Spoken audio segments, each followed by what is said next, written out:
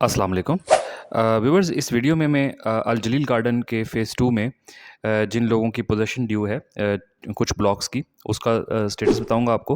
Basically position से related letters dispatch हुए हैं लोगों को, तो इंशाल्लाह इस वीडियो में हम वो भी डिटेल से डिस्कस करेंगे। मैनेजमेंट आगे क्या करने जा रही है वो भी आपके साथ मैं शेयर करूंगा इंशाल्लाह, और इसके अलावा छोटी छोटी जो खबरें न्यूज़ होंगी अल जलील से रिलेटेड वो भी आपको बताऊँगा। तो देखते रहिएगा कंटेंट आगे। वीडियो पूरी देखा करें ताकि कंटेंट आप तक पूरा पहुंचे, कंप्लीट पहुंचे। और छोटी सी रिक्वेस्ट होती है कि चैनल सब्सक्राइब कर लें, नोटिफाई कर लें ताकि अपडेट वीडियोज़ जो हैं सबसे पहले आपको डिस्प्ले हों। तो व्यूअर्स, मैं आपको ये बता रहा था कि अल जलील गार्डन की मैनेजमेंट ने जब पिछले दिनों एहतजाज हुआ था उसका हवाल मैंने आपको बताया था कि मैनेजमेंट सिंसियर हो गई है, सीरियस हो गई है। पहले भी पहले भी वो डिलीवर करना चाह रहे थे इस साल के एंड तक, लेकिन अब मज़ीद उन्होंने इस पे ये काम किया कि लोगों को पोजेसन लेटर्स भी डिस्पैच कर दिए ताकि लोगों को तसल्ली भी हो जाए, क्योंकि पोजेसन लेटर्स नॉर्मली इतना पहले डिस्पैच नहीं किए जाते। पोजेसन लेटर्स यही होता है 2-3 महीने पहले जो है ना लोगों को कन्वे कर दिया जाता है पोजेसन के बारे में।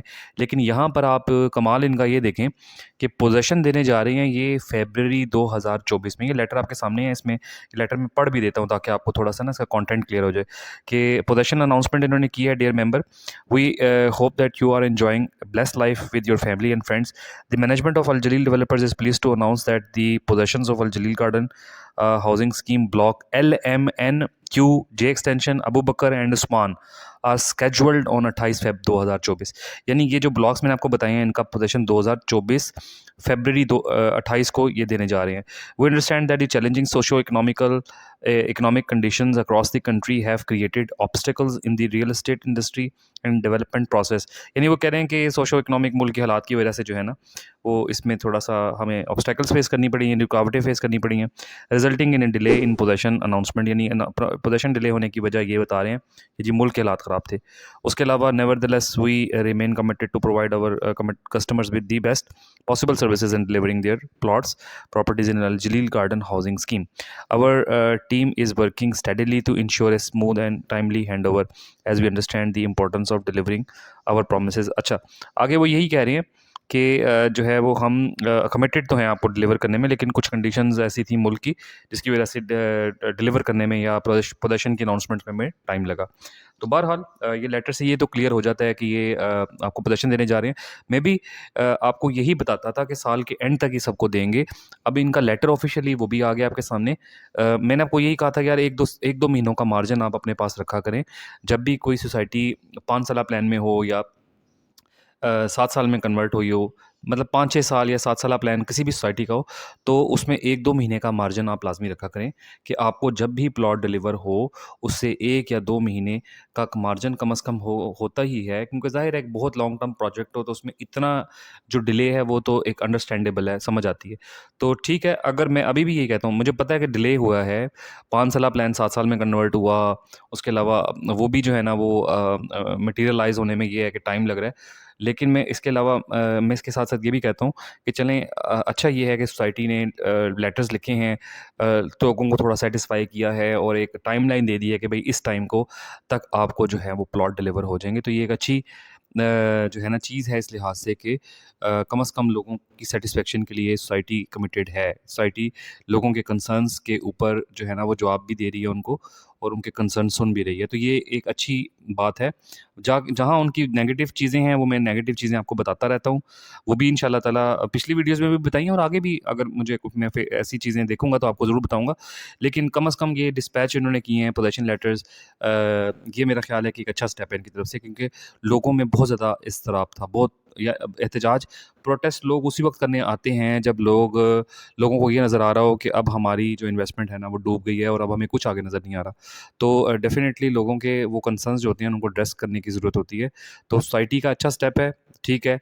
अब ये इस टाइम तक भी अगर डिलीवर कर देते हैं तो मेरा ख़्याल है कि ठीक है, कि इस साल के एंड तक मैं आपको बता रहा था, अगर 1-2 महीने का फ़र्क आ गया यानी कि फ़रवरी में अगर वो कह रहे हैं तो ठीक है। 1-2 महीने का मैं आपको पहले भी कहता था कि लंबे प्रोजेक्ट्स में 1-2 महीने का गैप अंडरस्टैंडेबल है। अच्छा, इसके अलावा मैं आपको ये बता रहा था कि जो आर और एस ब्लॉक का पोज़ीशन है ना, ये मैंने LMNQ और जी एक्सटेंशन और उस्मान ब्लॉक, अबू बकर ब्लॉक का तो आपको बता दिया ना कि 28 फरवरी 2024 को ये पोज़ीशन देने जा रहे हैं। यानी अगले साल फरवरी में ये पोज़ीशन देने जा रहे हैं। इन ब्लॉक्स का जो मैंने आपको बताया। लेकिन अब जो आर और एस ब्लॉक है ना, उनका पोज़ीशन पहले ये जून जुलाई का बता रहे थे, लेकिन अब ये कह रहे हैं कि हम नवंबर में इसका पोज़ीशन देंगे। तो चलो ठीक है, वो भी 1-2 महीने का, 3 महीने का गैप उसमें अगर आ गया तो कोई मसला नहीं है, डिलीवर कर दें। हमें बस अपने प्लॉट्स चाहिए, हमें इससे कोई कंसर्न नहीं है कि जो है ना वो 1-2 महीने 3 महीने का अगर गैप ये दे रहे हैं तो हमें इससे कोई कंसर्न नहीं है इतना ज़्यादा। क्योंकि यार जिन्होंने इतना साल वेट कर लिया है, जिन कस्टमर्स ने 7 साल वेट कर लिया है, उनके लिए 2 महीने की कोई हैसियत नहीं है।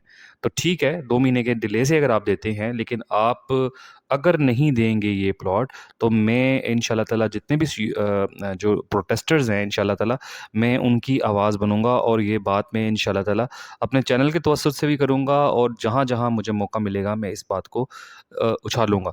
लेकिन अभी जो है ना, अभी के लिए चूँकि उन्होंने एक कमिटमेंट अपनी शो की है और अपना लोगों को बताया है कि भई हम ये करना चाहते हैं, हम करेंगे, हम डिलीवर भी करेंगे। तो ठीक है, मान लेते हैं आपकी बात इंशाल्लाह। आप दें लोगों की, क्योंकि सारी ज़िंदगी की जमा पूँजी होती है। लोगों ने जो है ना अपने पेट काट के, अपनी ज़रूरियात को जो है ना वो कम करके अपने फ्यूचर के लिए एक इन्वेस्ट किया होता है।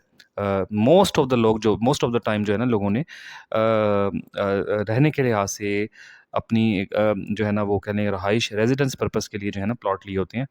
तो बहरहाल किसी की जो जमा पूँजी होती है, मेहनत की कमाई होती है, उसको इस तरह से जो है ना वो करना कोई अच्छी बात नहीं है।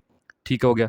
तो उसके अलावा मैं आपको ये बता रहा था कि अल जलील वाले अब क्या करने जा रहे हैं। अल जलील की छोटी-छोटी मैं आपको खबरें भी शेयर कर देता हूँ कि अल जलील वाले जो 5 साला और 3 साला प्लान के ऊपर जो डेवलपमेंट है, वो अब बहुत फ़ास्ट करने जा रहे हैं। ये अंदर की जो सोसाइटी के अंदर के आप कह लें सोर्सेज़ से ये बात सामने आई है कि बड़ी तेज़ी से डेवलपमेंट हो रही है। इस एरिया की जो ओवरऑल इम्पोर्टेंस है, वो उस पे मैं बहुत सारी वीडियोज़ बना चुका हूँ।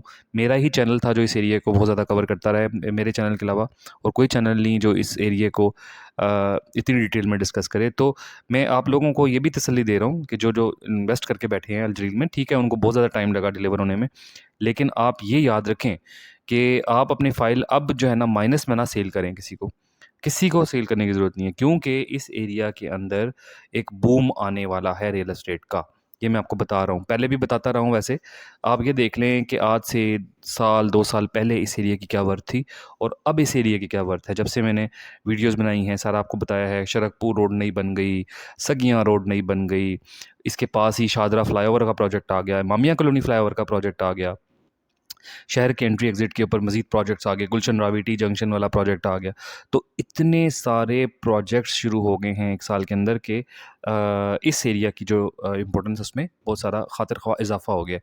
अभी इस पे ब्रांड आना शुरू होंगे, ज़ाहिर है कि डेवलपमेंट तो होगी इस एरिया की, मतलब रोड्स वगैरह बन गई, कनेक्टिविटी बेहतर हो गई। अब यहाँ पे बारी है कमर्शियलाइज़ेशन की, अब यहाँ ब्रांड्स आएँगे, बड़े-बड़े शॉपिंग मॉल्स बनेंगे और रियल एस्टेट का जो है ना वो मज़ीद इसमें बूम आता जाएगा।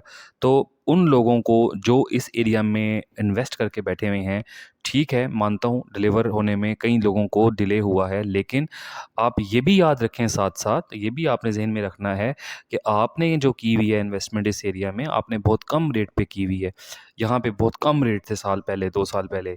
अब वही रेट जो है ना आपको, वो लाहौर के जो कंजस्टेड एरिया, लाहौर के जो मतलब कमर्शियल एरिया हैं या लाहौर के जो आप कह लें कि पॉपुलेटेड एरियाज़ हैं, इम्पोर्टेंस वाले एरियाज़ हैं, सेंट्रल यानी कि जो लाहौर के सेंटर के जो एरियाज़ हैं, उनके बराबर ही रेट यहाँ पर हो जाएगा। उसकी बहुत सारी वजूहात हैं, इंशाल्लाह उस पे मैं एक नई वीडियो बनाऊँगा। मैं आपको सारी रीज़न्स बताऊँगा कि क्या वजह है कि यहाँ पे रेट अब लाहौर के जो मिड सिटी जो रेट्स हैं उसके बराबर होने वाले हैं।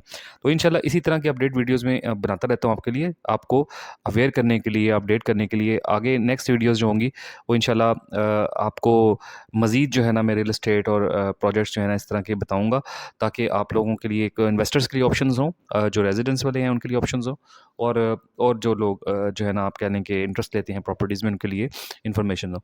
तो व्यूअर्स, इंशाल्लाह अगली वीडियो में मुलाकात होती है किसी नई अपडेट के साथ। अपना बहुत सारा ख्याल रखिएगा। मुझे चैनल मेरा लाज़मी सब्सक्राइब कर लिया करें, फीडबैक शेयर किया करें, ताकि मैं अपने कंटेंट को इम्प्रूव करूँ। तो इंशाल्लाह अगली वीडियो में मुलाकात हो, तो अपना ख्याल रखिएगा। अल्लाह हाफ़िज़।